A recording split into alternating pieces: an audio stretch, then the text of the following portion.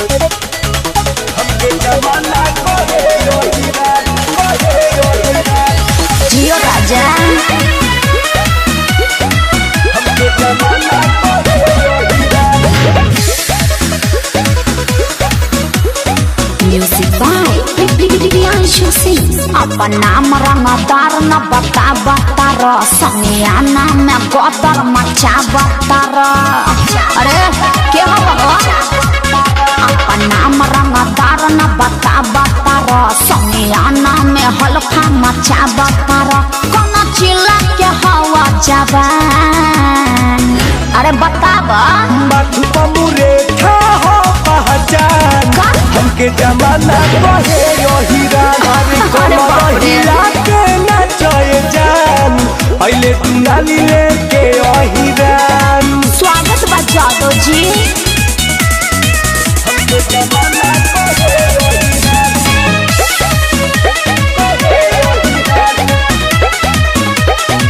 बोलो मंजोर अपन चॉइस कर जादव जी फरमाइश रात भरला तोहर बानी पूरा करब सब ख्वाहिश।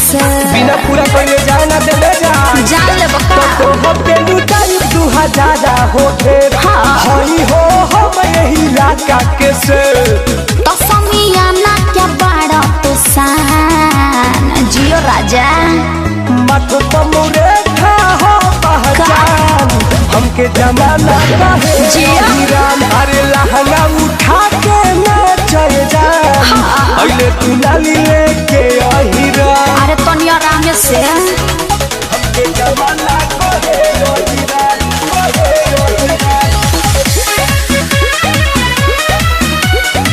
हमके जमाना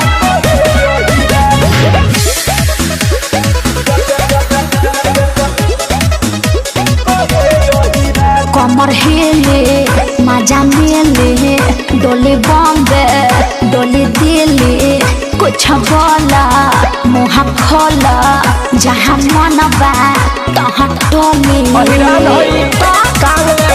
हटा करे खा बदल दे हम तोरा तकदीर के खुश करू सुनी सगा टुन टुन हिर के बोला लाल जी कचर बका पान साइड रहा मठ पमुरे खा हो पहचान हमके जमाना कहे हीरान। अरे खखरी उठा के ना चले जान पहले तू नाली लेके हीरान।